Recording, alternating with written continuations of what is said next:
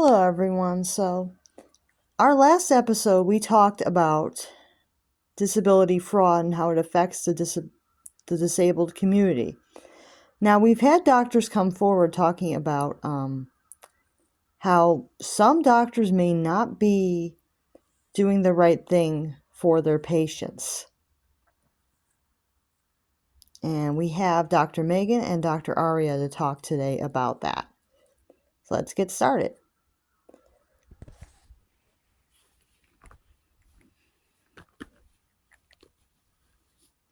I've noticed that there's a growing concern with people being diagnosed with things that they're not actually something that they have. I've noticed when I looked over a patient's chart, they were diagnosed with things that did not match how they were actually responding and behaving. I see. So you think it's possible that people may be getting false diagnosis? I think it's very possible. Interesting.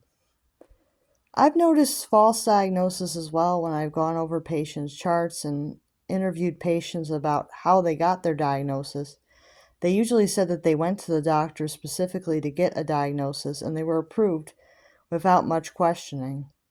That is very interesting. So, without much questioning, they were being approved for a diagnosis of different things, correct?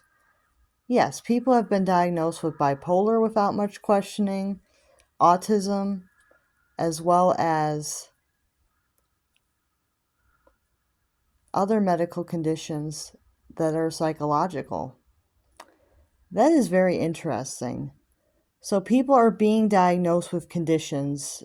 Why would you think that a doctor would do that? It has a lot to do with money. A lot of doctors will tell people what they want to hear and give them the diagnosis that they want so that they can bill them for treatment that they don't need. That is very unfortunate.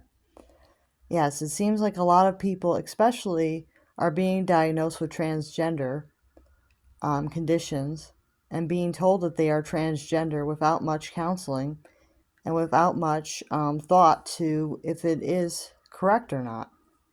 That is very unfortunate.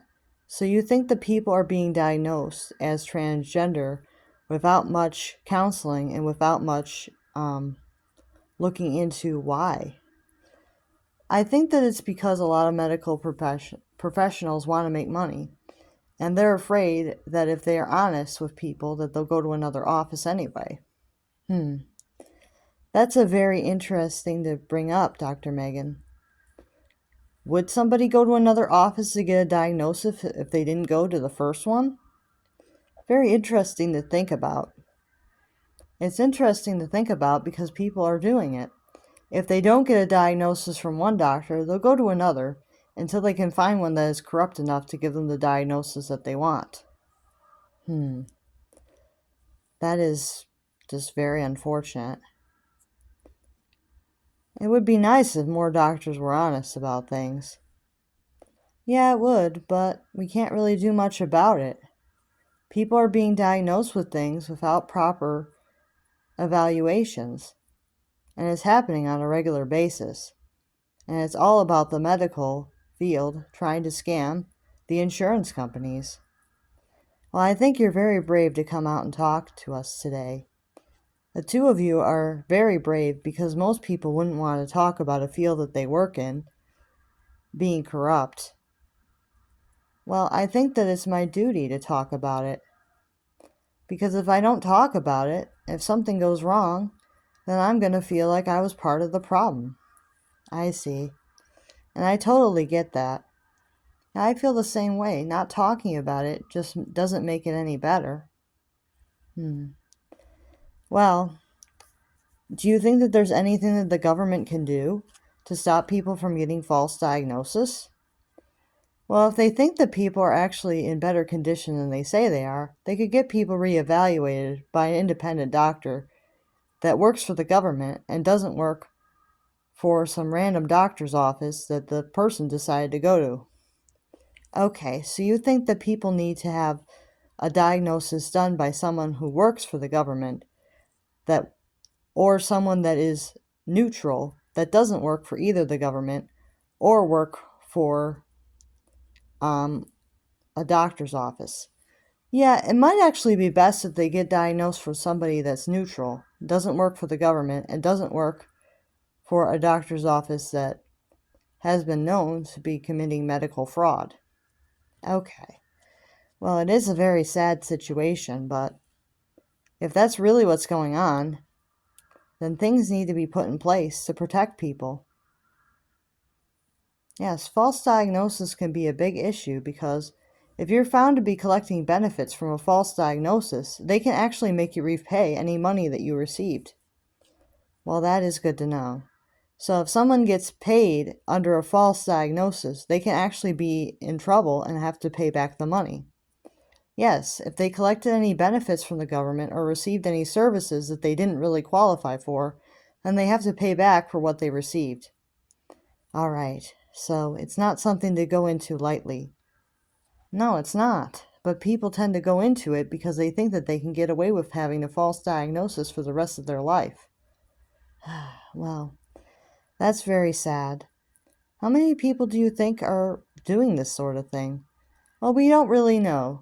We've just noticed that a lot of patients that have come into the hospital have had a ton of mental disorders, and then they don't behave like any of the textbooks have told us that they should be behaving.